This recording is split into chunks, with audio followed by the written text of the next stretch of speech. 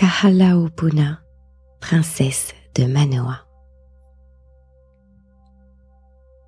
De l'union de Kahaukani et Kawakuwahine, le vent et la pluie de Manoa, naquit une jeune femme, la plus belle de son temps, nommée Kahalaopuna.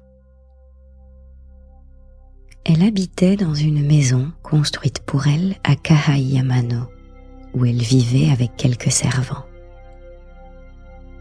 La maison était entourée d'une clôture et un pouloulou était placé de chaque côté de la porte, indiquant un terrain interdit. Les pouloulous étaient des poteaux courts et robustes, chacun surmonté d'une boule de tissu kapa blanc. Ils indiquaient que les personnes habitant les lieux ainsi définis étaient du plus haut rang et sacrées. Kahalaopuna était très belle, et ce depuis sa plus tendre enfance. Ses joues étaient si rouges et son visage si lumineux qu'il en émanait une lueur qui traversait le toit de chaume de sa maison lorsqu'elle y était. Une lumière rosée semblait envelopper la maison, et des rayons lumineux semblaient jouer sur elle en permanence. Lorsqu'elle allait se baigner dans la source située sous sa maison, les rayons lumineux l'entouraient comme un halo. Les habitants de la région affirment que cette lumière brillante est encore visible de temps en temps à Kahaiamano, ce qui signifie que l'esprit de Kahalaopuna revient encore dans son ancienne maison.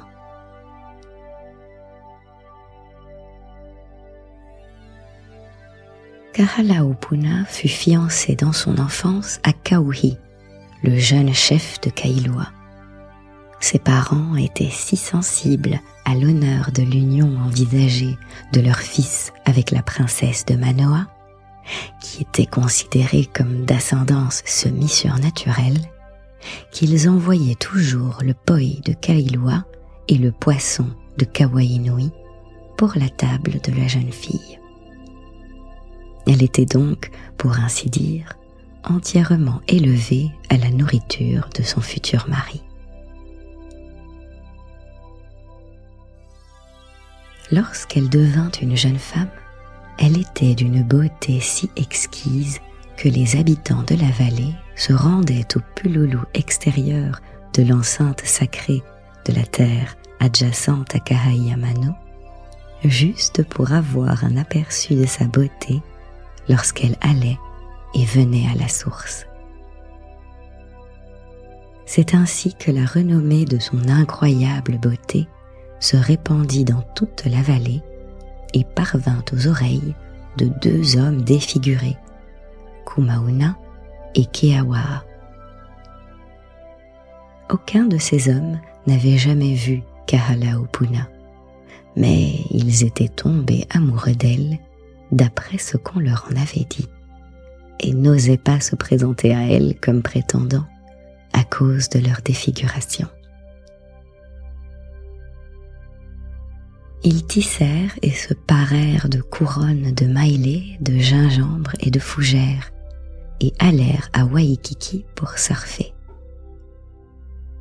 Là, ils se vantèrent de leur conquête de la célèbre beauté, en prétendant que les couronnes dont ils étaient parés étaient des cadeaux d'amour de Kahalaopuna. Il était très agréable de surfer à Waikiki. Les gens venaient donc de partout pour profiter de ce sport délicieux.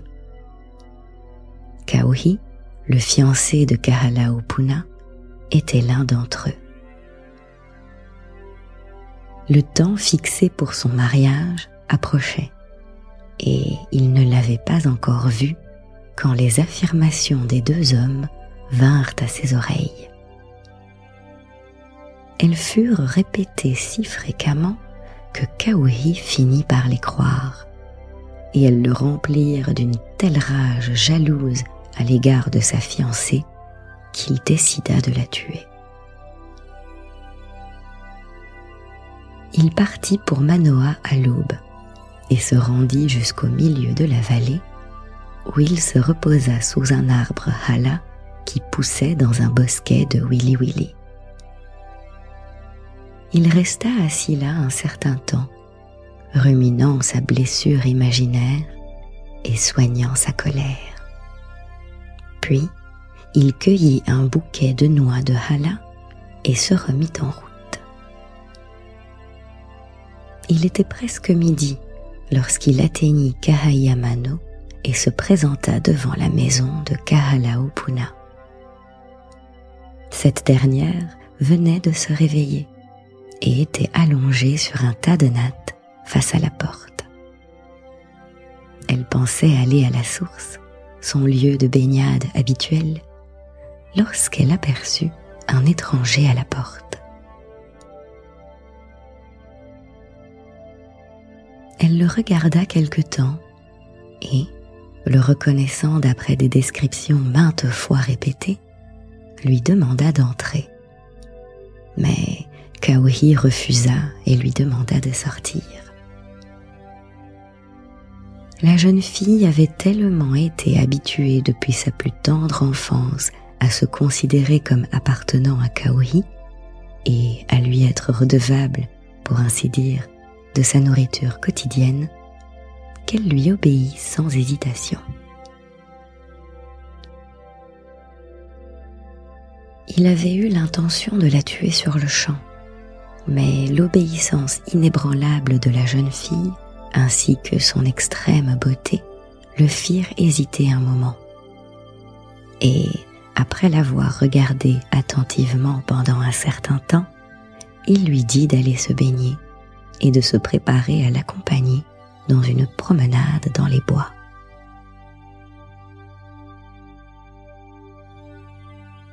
Pendant que Kahalaopuna prenait son bain, Kauhi, lunatique, resta assis là où elle l'avait laissé. Il regardait la lueur qui jouait au-dessus de la source, vive comme des rayons d'arc-en-ciel. Il était tour à tour rempli de jalousie, de regret et de nostalgie pour la grande beauté de la jeune fille. Mais cela ne le fit pas renoncer à son terrible dessein. Il semblait en vouloir d'autant plus à l'infidélité supposée de sa fiancée qu'elle s'était jetée sur des personnes indignes, de surcroît laides et défigurées, alors que lui, Kauhi, était non seulement une personne de rang et de distinction, mais possédait aussi une beauté virile considérable. Quand elle fut prête, il lui fit signe de le suivre et se retourna pour partir sans un mot. Ils traversèrent Kumakaha jusqu'à Hualea, lorsque la jeune fille dit « Pourquoi ne restez-vous pas pour manger quelque chose avant de partir ?» Il répondit sèchement « Je ne veux pas manger, je n'ai pas d'appétit. » Il la regarda si sévèrement en disant cela qu'elle lui cria « Vous êtes fâché contre moi ? Vous ai-je déplu d'une manière quelconque ?» Il se contenta de répondre « Pourquoi ? Qu'avez-vous fait pour me déplaire ?» Il continua son chemin et elle le suivit. Lorsqu'ils arrivèrent à une grande pierre à Aihualama, il se retourna brusquement et, faisant face à la jeune fille, la regarda avec une expression mêlée de désir et de haine. Enfin, avec un profond soupir, il dit « Tu es belle, ma fiancée, mais comme tu as été fausse, tu dois mourir. »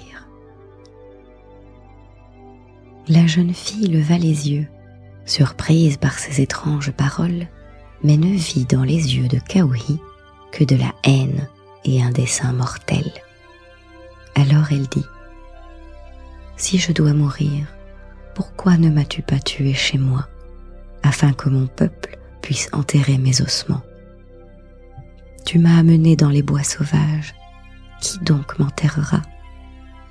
Si tu penses que je t'ai menti, pourquoi ne pas chercher des preuves avant de le croire?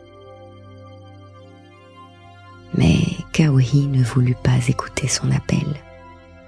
Peut-être cela ne servait-il qu'à lui rappeler ce qu'il considérait comme sa grande perte.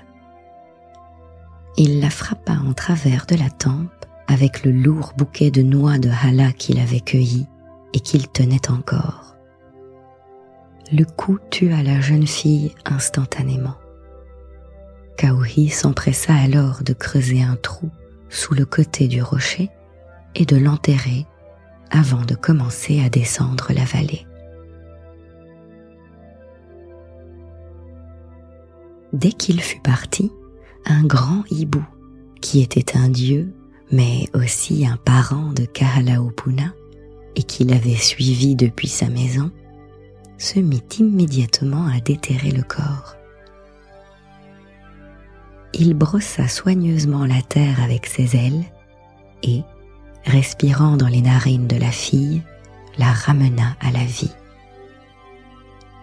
Il frotta sa tête contre la contusion qu'elle avait à la tempe et la guérit immédiatement. Kauhi n'avait pas beaucoup avancé sur son chemin quand il entendit la voix de Kahalaopuna qui se lamentait sur sa méchanceté et le suppliait de la croire, ou du moins de prouver son accusation. Entendant sa voix, Kauhi revint et, voyant la chouette voler au-dessus d'elle, reconnut le moyen de sa résurrection. S'approchant de la jeune fille, il lui ordonna de le suivre. Ils remontèrent le flanc de la crête qui sépare la vallée de Manoa de Nuuanu. Ce fut un dur labeur pour la jeune fille tendrement nourrie que de grimper la crête escarpée de la montagne, tantôt à travers un enchevêtrement épineux de broussailles, tantôt en s'agrippant à la face nue des rochers, en s'accrochant à des lianes pour se soutenir. Kauhi ne l'aida jamais. Il continuait à avancer, se retournant de temps en temps pour s'assurer qu'elle le suivait. Lorsqu'ils arrivèrent au sommet de la ligne de partage des eaux, elle était couverte d'égratignures et de bleu, et sa jupe était en lambeaux. S'asseyant sur une pierre pour reprendre son souffle, elle demanda à Kauhi où ils allaient. Il ne répondit pas, mais la frappa à nouveau avec la branche de Hala, la tuant instantanément comme précédemment. Il creusa ensuite un trou près de l'endroit où elle était couchée, l'enterra et partit pour Waikiki en passant par la crête de Kakea. À peine était-il hors de vue que la chouette gratta à nouveau la terre et remit la fille en état, comme auparavant. Elle suivit de nouveau et chanta une chanson d'amour et de regret pour la colère de son amant, le suppliant de mettre de côté ses soupçons injustes. En entendant de nouveau sa voix, Kauhi revint et lui ordonna de le suivre. Ils descendirent dans la vallée de Nuuanu, à Kaniakapupu, et traversèrent la crête de Waolani, où il tua et enterra à nouveau la fidèle fille, qui fut à nouveau restaurée par le hibou.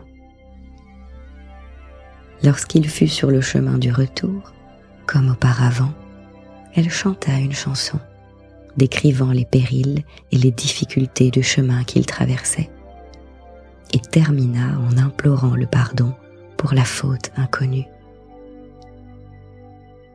Le malheureux, en entendant de nouveau sa voix, se mit dans une grande colère, et ses actes répétés de cruauté et les souffrances endurées par la jeune fille loin d'adoucir son cœur, ne servirent qu'à le rendre plus brutal et à éteindre la petite étincelle de sentiment aimable qu'il avait pu avoir à l'origine. Sa seule pensée était de la tuer pour de bon et d'obtenir ainsi quelque satisfaction pour son poi et son poisson gaspillés. Il retourna auprès d'elle, lui ordonna comme auparavant de le suivre et partit pour Kilohana, à la tête de la vallée de Kalihi, où il la tua à nouveau. Elle fut une fois de plus restaurée par la chouette et fit connaître sa résurrection en chantant à son cruel amant. Cette fois, il l'emmena à travers des ravins, des ravines et des plaines, jusqu'à ce qu'ils arrivent à Pohakea, sur le versant Ewa des montagnes Kaala, où il la tua et l'enterra sous un grand acacia. Le fidèle hibou essaya de gratter la terre pour atteindre le corps de la jeune fille, mais ses griffes s'en mêlèrent dans les nombreuses racines et radicelles d'acacia que Kauhi avait pris soin de ne pas couper. Plus le hibou grattait, plus il s'en mêlait, et finalement, les griffes meurtries et les plumes ébouriffées, il dut abandonner l'idée de sauver la jeune fille. Et peut-être pensa-t-il que c'était inutile, car elle ne manquerait pas de faire connaître sa résurrection à Kauhi. Le hibou partit donc et suivit Kauhi dans son retour à Waikiki. Il y avait eu un autre témoin des cruautés de Kauhi. C'était Elepaio, un petit oiseau vert, cousin de Kahalaopuna. Dès que cet oiseau vit que le hibou avait abandonné le corps de Kahalaopuna, il vola directement vers les parents de la jeune femme et leur raconta tout ce qui s'était passé. Ils avaient remarqué l'absence de leur fille, mais comme certains des domestiques avaient reconnu Kauhi et les avaient vus partir ensemble pour ce qu'ils supposaient être une promenade dans les bois adjacents, aucune grande inquiétude n'avait été ressentie jusqu'à présent.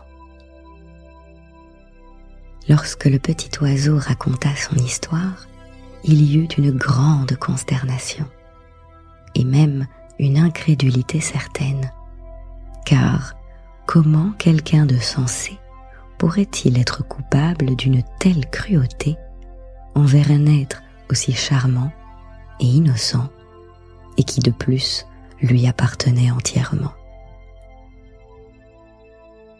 Pendant ce temps, l'esprit de la jeune fille assassinée se découvrit à un groupe de personnes qui passaient par là. L'un d'eux, un jeune homme, ému de compassion, se rendit à l'arbre indiqué par l'esprit et, enlevant la terre et les racines, trouva le corps encore chaud. Il l'enveloppa dans son kihei, une grande écharpe d'épaule, puis le recouvrit entièrement de maillet, de fougères et de gingembre et le transporta chez lui à Kamoiliili. Là, il montra le corps à son frère aîné, qui fit appel à 2 de leurs sœurs esprits. Avec leur aide, ils réussirent à le ramener à la vie grâce au kakelekele, une cure hydropathique.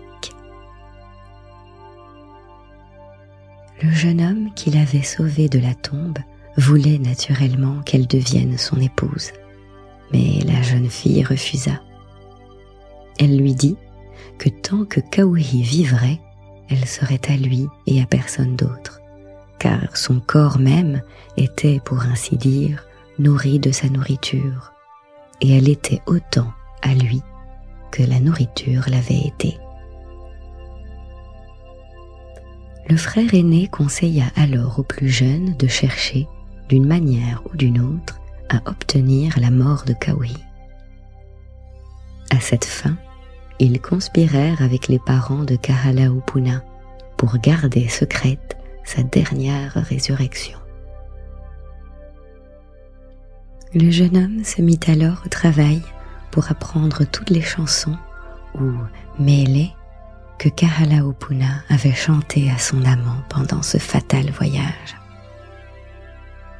Lorsqu'il connut bien ces mélés, il chercha les maisons de jeu de Kilu, du roi et des grands chefs, où il était sûr de trouver Kauhi.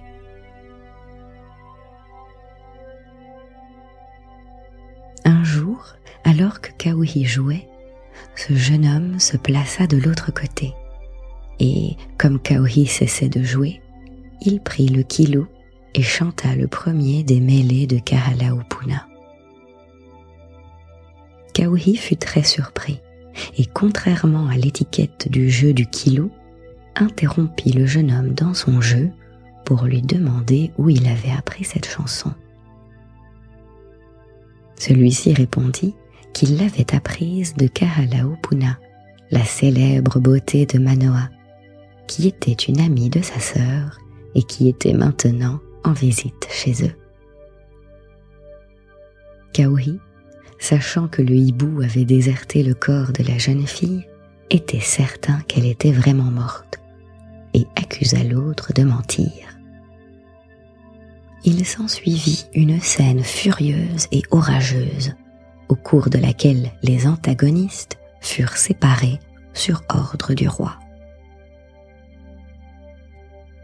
La nuit suivante les trouva tous les deux à la maison de jeu de Kilu, quand la deuxième des chansons de Kahalaopuna fut chantée. Une deuxième dispute eut lieu, et ils durent à nouveau être séparés par d'autres personnes.